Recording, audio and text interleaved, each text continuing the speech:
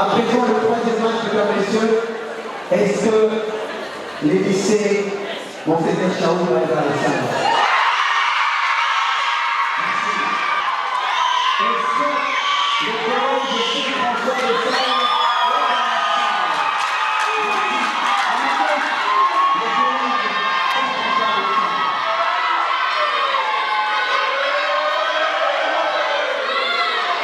Est-ce que le collège de Saint-François de Sales est et pour ce match, mesdames et messieurs, qu'est-ce qui fait la force de l'État? Est-ce que c'est son économie ou alors c'est sa justice? Qu'est-ce qui fait la force de l'État? Est-ce que c'est son économie ou alors c'est sa justice? On va se présenter, nom et promotion. On commence par François Dessalles, nom et promotion. Bonjour à tous. Bonjour.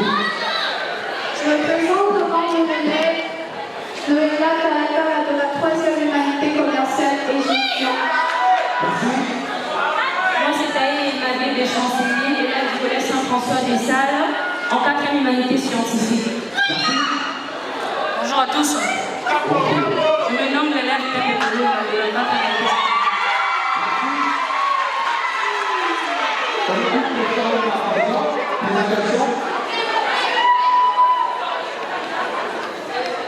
Auguste Audience, honorable jury, coordinateur,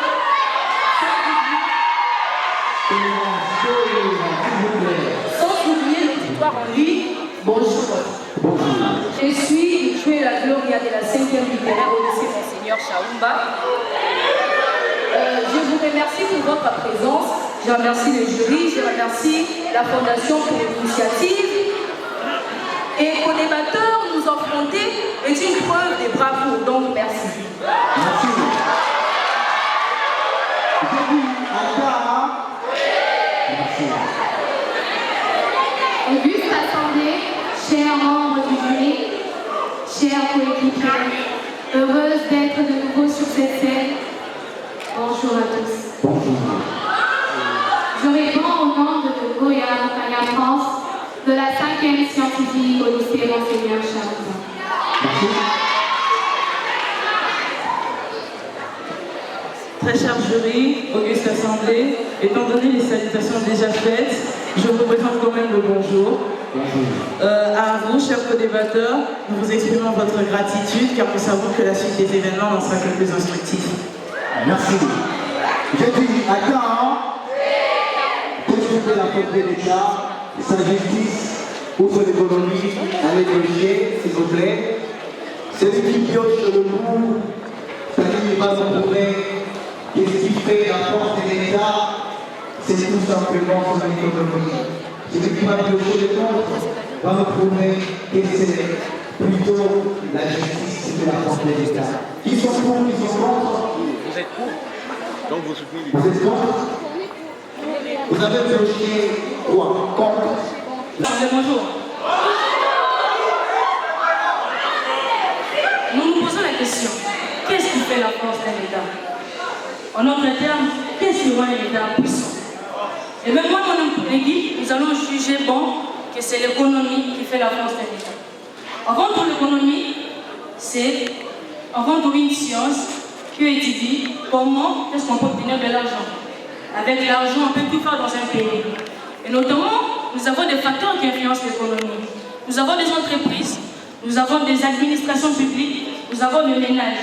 Et entre ces facteurs, il y a la production, nous avons la consommation, la répartition, ainsi que la transmission des besoins matériels. Ainsi, quand on est un pays économe, on a cette force-là de plier notre pays à notre volonté. En fait, on devient comme si un centre d'impulsion économique mondiale.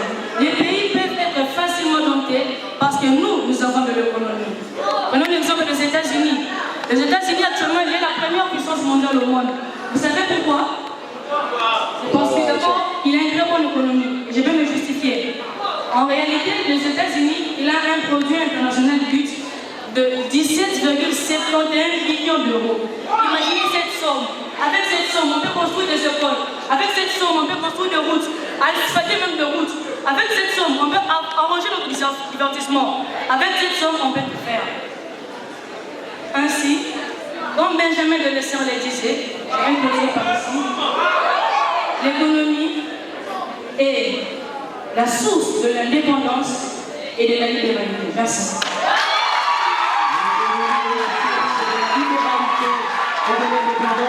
Est-ce qu'on peut applaudir François Dessin, s'il vous plaît? Est-ce qu'on peut applaudir François Dessin?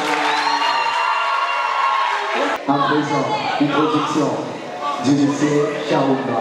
Sous la production de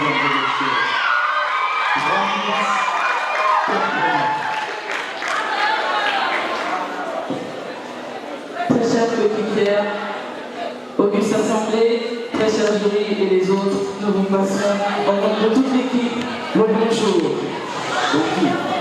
Nous sommes venus vous faire part d'un sujet. Qu'est-ce qui fait la force d'un État? Son économie ou sa justice? Je peux le reformuler. Qu'est-ce qui fait le pilier d'un État? Son portefeuille ou ses actes?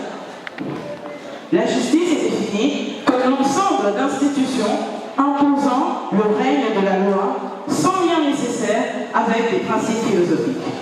Elle est la base même d'une démocratie. Car sans démocratie, nous ne pouvons pas jouir de nos droits. Nous ne pouvons pas jouir de nos devoirs. C'est vrai, il a parlé de la puissance économique d'aujourd'hui des États-Unis. Mais ils sont juste riches, c'est tout. Ce même pays que les États-Unis a aussi le taux de criminalité le plus dangereux du monde. Qui veut vivre le rêve new-yorkais parmi vous? Savez-vous que c'est justement le premier État du monde à être le plus frappé par la criminalité? Le FBI a classé sur 2 colonnes les meurtres par assassinat et empoisonnement, tandis et les meurtres aussi par les armes à feu. Ils ont été classifiés dans 2 catégories et séparément, New York est au-dessus. Suivi de près par le Venezuela, la Colombie, la Caroline du Nord et du Sud. Je veux dire 10 colonies sur 13. Qui veut aujourd'hui le rêve new-yorkais? C'est bien, on y croit, j'aime ça. Nous avons, à votre avis, pourquoi Joseph Joubert a dit « Justice sans force, force sans justice, malheur affreux ». Je répondrai par une citation de Blaise Pascal « La force sans justice est impuissante, la justice sans force est tyrannique ». J'ajouterai même les mots de Charman « La justice des hommes est une forme de pouvoir ». Si la justice des hommes est une forme de pouvoir, pourquoi la justice va toujours de pair avec la force? La justice est une force, que dis-je? La force d'un État. Nous ne nous battrons jamais pour que les francs congolais soient supérieurs au dollar. C'est parce que nous sommes des êtres humains. Nous nous battons pour notre justice, parce que nous sommes des êtres humains, pourvus de droits et de devoirs, et non pas de simples machines à produire des billets. L'économie repose même sur une certaine justice. Nous verrons que la base des États-Unis aujourd'hui, c'est l'agriculture, les sciences, la technologie, etc. Mais pourquoi ils ne reposeraient pas sur le marché noir et sur le trafic de drogue ou le trafic d'humains? Ce serait illégal. Et qui a dit que c'était illégal? N'est-ce pas la justice?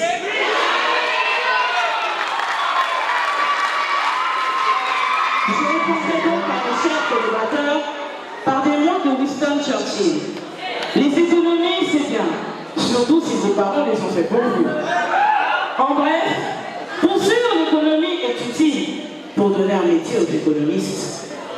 Merci. 3 minutes, 10 secondes. On suffit à Chaoumba pour asseoir ton argumentaire.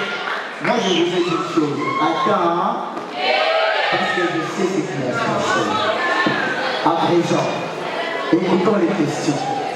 On a commencé par François Dessalles à l'introduction. On va commencer par écouter la question concernant Chaoumba.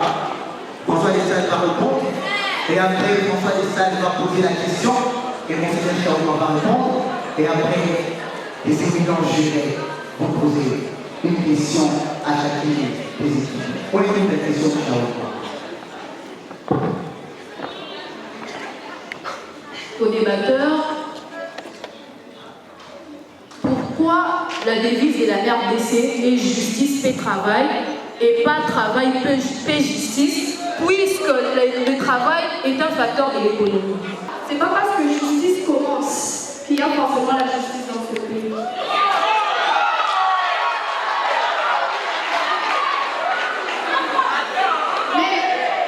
Même la Bible dit que les premiers seront les derniers et les derniers seront les premiers.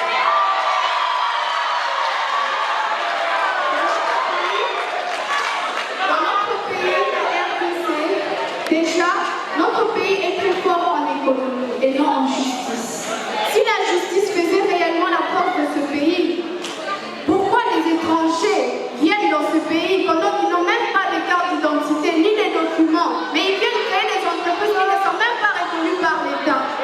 Ils viennent s'assujettir de notre pays. Si la justice faisait réellement la force de ce pays, mais déjà ces entreprises auraient déjà fermé. Ce sont plus les étrangers qui sont privilégiés par rapport à nous les Congolais dans notre propre pays. Est-ce que, je donne l'exemple d'un Africain, est-ce que tu peux aller aux États-Unis sans papier, sans document et tu es tranquille? Mais il suffit juste que tu sois français ou je ne sais pas qui, tu viens dans notre pays et tu seras à l'aise. Personne ne va te poursuivre. Ces entreprises sont si grandes et ne payent jamais des impôts. Il suffit juste que lorsqu'ils sont détectés, il suffit juste de sortir quelques billets pour la corruption et ils sont laissés tranquilles. Ma question est juste simple. Dans le monde, nous avons la Hollande, qui est un pays, qui est le premier pays où il y a un système judiciaire vraiment efficace. Et maintenant, ma question est de savoir, malgré ce système-là, pourquoi il n'est pas puissant? Pourquoi la Pologne, excusez-moi, pourquoi la Hollande n'est pas un pays puissant? Oui, la Hollande n'est pas un pays puissant suite à sa justice. Tout simplement parce que, vous l'avez dit vous-même, que les pays les plus puissants avaient de grands PIB. Ce pays n'a donc tout simplement pas un grand PIB. Complément de réponse, il n'y en a pas. Merci. Le jury va apprécier. Et on va écouter les questions du jury. Ma question s'adresse au M. Chaoura. Alors moi j'apprécie lorsqu'on fait des débats pareils et qu'on va jusqu'à regarder la réalité en face. Nous sommes en RDC, dans notre pays aujourd'hui on prône l'état de droit. Alors je voudrais bien que vous puissiez vous prouver si la justice est un pays, un état fort, en quoi la RDC est un état fort. Est-ce que la RDC peut être classée parmi les pays forts?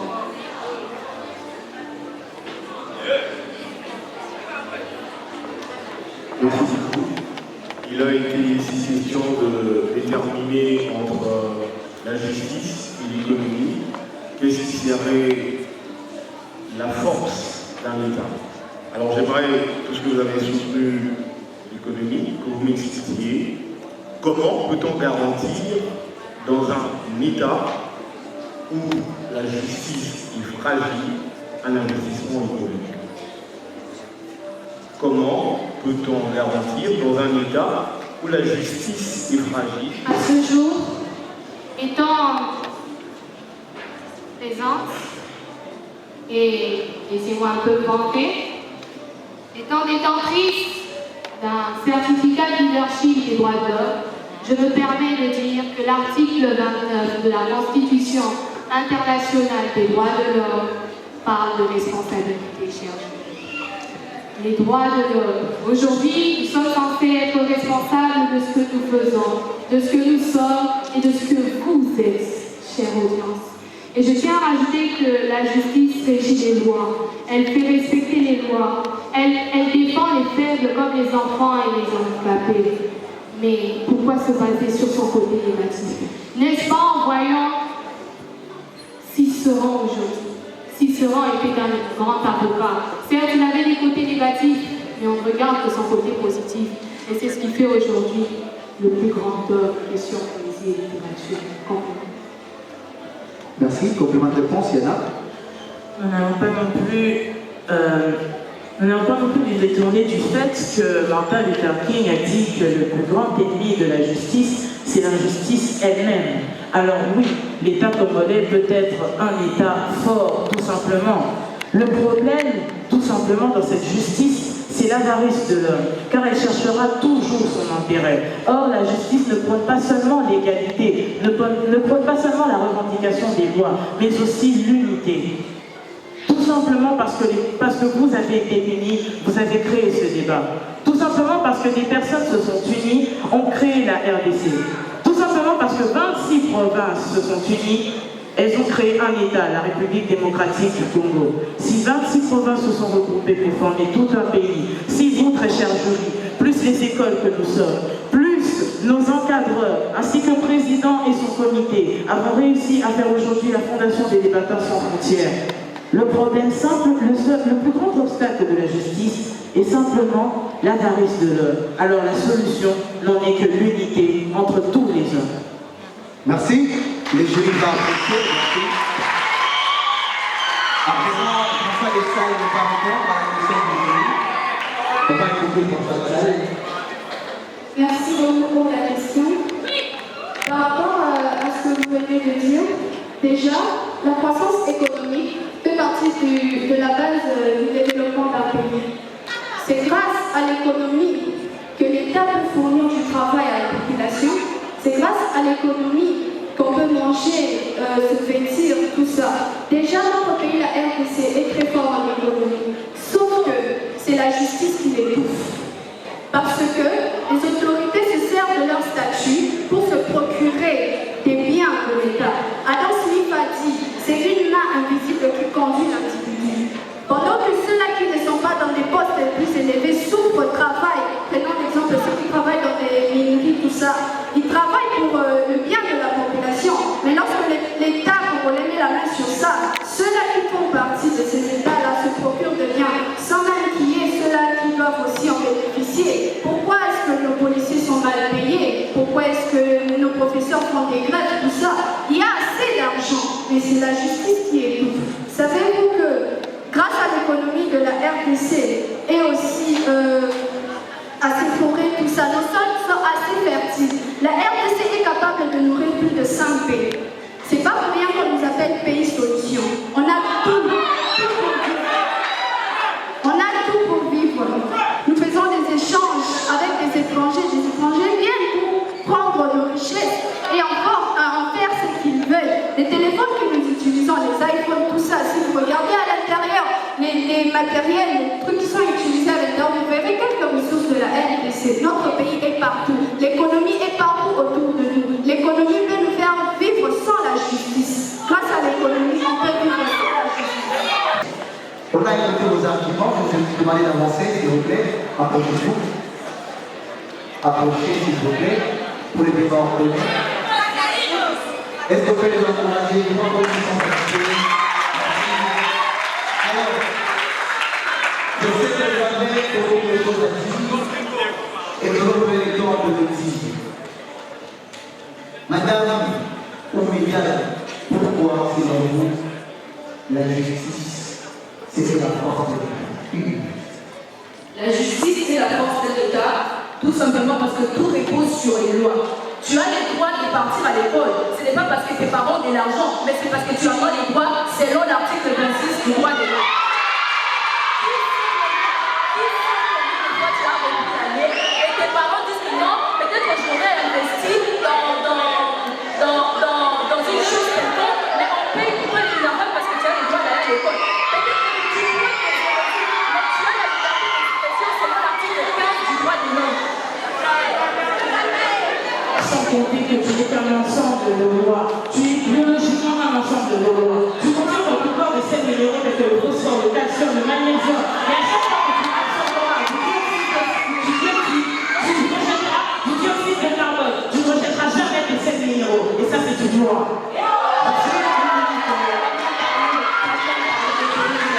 Mais je ne pense pas que lorsqu'on paye le minerval, on prend le feuilles, on prend l'argent pour payer ce minerval.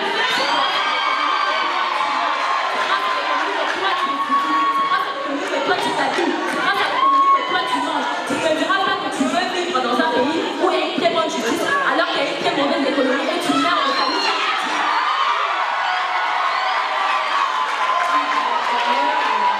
Comme tu viens de le dire, tu avais dit que la justice, c'est comme aussi de mais tu essaies un peu de déclarer du sujet. On n'a pas besoin de savoir. On a juste besoin de savoir qu'est-ce qui rend un pays puissant. Un exemple, nous avons la Chine. La Chine, depuis 2012, le président Xi Jinping, il avait prôné l'ascension de la Chine en tant qu'une nation prospère et puissante. Et c'est grâce à son économie et sa population devenue travailleuse qui, aujourd'hui, actuellement, est la troisième grande puissance mondiale au monde. Merci. Qu'est-ce qui constitue la justice? Ce n'est pas les lois, ce ne sont pas les lois, les droits et les devoirs. Si tes parents, on leur donne l'argent pour payer les enfants, c'est parce qu'il y a les droits des travailleurs selon l'article 19 du droit de l'homme. Il y a un adage qui dit que l'économie est la mère de la pauvreté. Tu as dit, je cite, que si vous avez de l'économie, vous pouvez vivre sans justice. Or, tu as prouvé toi-même que l'économie, tu n'as ramené qu'à de l'argent. Si moi, j'ai un sac de riz et que toi, tu as 1000 $, si je refuse ton argent, c'est toi qui seras affamé.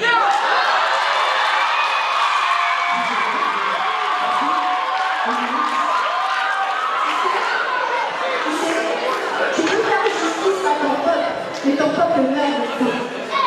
Préférerais-tu que tes enfants puissent aller manger auprès de ta voisine? Cela ferait-il ton honneur? Si réellement la justice existait dans ce pays, pourquoi ce sont ceux-là qui ont plus de pouvoir, plus d'autorité qui gagnent les procès? Même quand ils ont tort, ils gagnent les procès. Pendant que ceux-là qui ont raison, avec leur faim, ils meurent avec.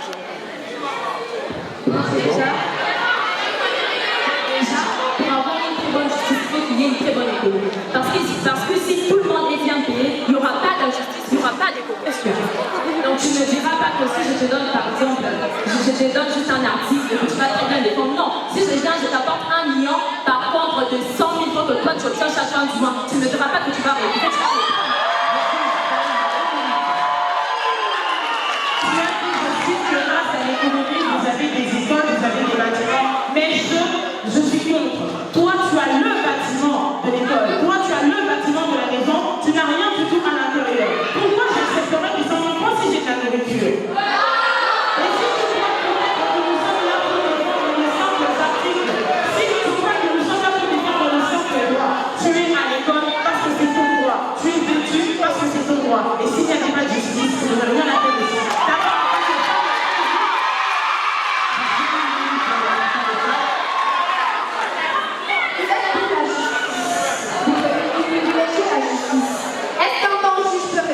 Ces décisions. Nous avons vu les autorités de ce pays être arrêtées. D'autres même, on a tiré des jugements pour 20 ans de prison. Mais en gros, après des mois, ils sont libres. Qu'est-ce qui se passe?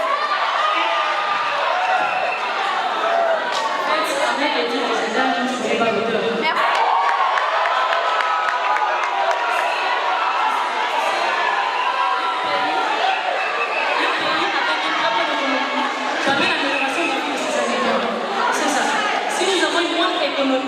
Nous vont construire de bonnes infrastructures. Si nous avons une bonne économie, nous vont manger sainement. Si nous avons une bonne économie, nous allons avoir des grandes écoles qui peuvent avoir des bonnes bâtiments. Et puis cela se passe. La seule chose que vous visez, c'est plus de zéro dans votre chéquier. D'accord, je peux donner le nom de l'auteur. Il s'appelle Anonyme.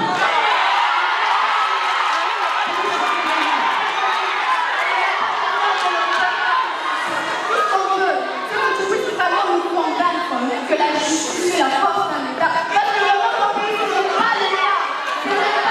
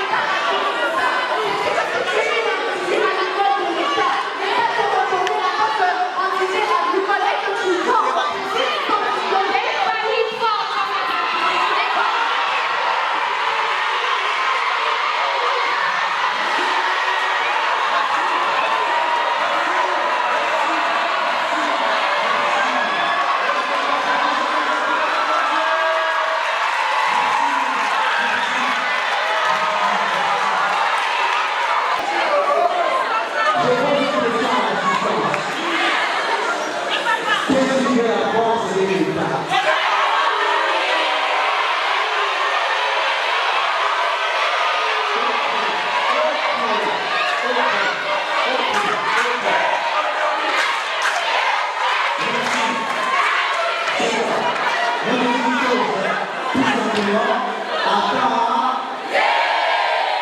Nous allons commencer la première avec les décisions de cette Sharon. Mesdames et messieurs, est-ce qu'on peut applaudir cette équipe? Cher public, honorable jury, co-débatteurs, la situation est critique. Très critique.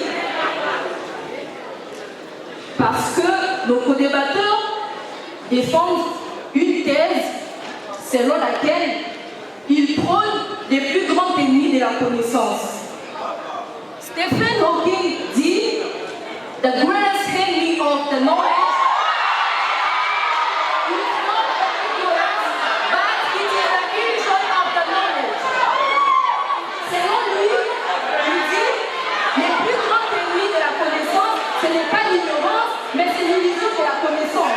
Mesdames et messieurs, c'est quoi l'illusion de la connaissance? L'illusion de la connaissance, c'est marcher à contre-courant dans un labyrinthe. C'est quoi que l'on peut remonter les temps, quelque chose qui n'existe même pas d'ailleurs.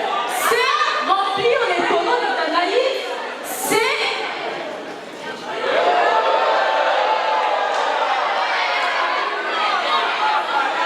C'est ouvrir la boîte de Pandore, quelque chose de très dangereux. Chers co-débatteurs, que Montesquieu ait eu pitié de vous, parce que vous ne savez pas le nombre de nuits blanches qu'il a passé à écrire l'ouvrage Esprit de loi qui prend la séparation des trois pouvoirs, tout ça pour vous. La justice a inspiré John Adams, a inspiré Benjamin Franklin, a inspiré George Washington pour faire le congrès de Philadelphie qui mène à l'indépendance des États-Unis. La justice a inspiré le congrès de Vienne de 1815. La justice a inspiré l'unification allemande. La justice a inspiré l'unification italienne. Mesdames et messieurs, nos co-débatteurs pensent que notre liberté est basée sur une poignée d'argent alors que l'argent n'achète même pas tout. Vous pouvez acheter des médicaments, mais pas la santé. Vous pouvez acheter des points pour corrompre vos enseignants, mais pas l'intelligence. Vous pouvez acheter une maison, mais pas un foyer. Vous pouvez acheter du sexe, mais pas l'amour. Mesdames et messieurs, tout comme Cicéron, nous serons après une génération de pater patriae, parce que nous allons déjouer la conjuration des gens qui sont contre la justice devant les sénats tous, comme les co-débatteurs ici présents. En guise de conclusion, mesdames et messieurs, nous disons ubi societas idius, ubius idilex, idiolutas, idiolutas idilita, nous avons dit.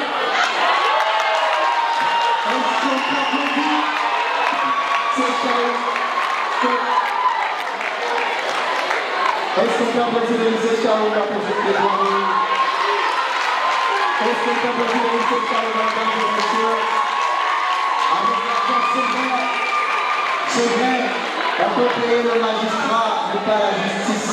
Mesdames et messieurs, lui qui est président de la France, dernièrement, dans son interview nationale à OCC, en New York, il disait ceci, je peux citer: il est impossible d'avoir une France forte sans une économie robuste.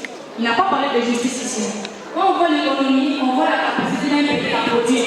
Bien sûr, maintenant nous portons le vêtement, d'ailleurs pour porter les uniformes, mais tout cela vient de quoi? De l'économie. C'est parce que l'économie permet de produire cela. Et quand on produit, on devient indépendant. On n'a pas besoin de faire des pays qui vont exporter des choses. Nous, il faut les faire par exemple import et importation. C'est un peu ça. Ma chère,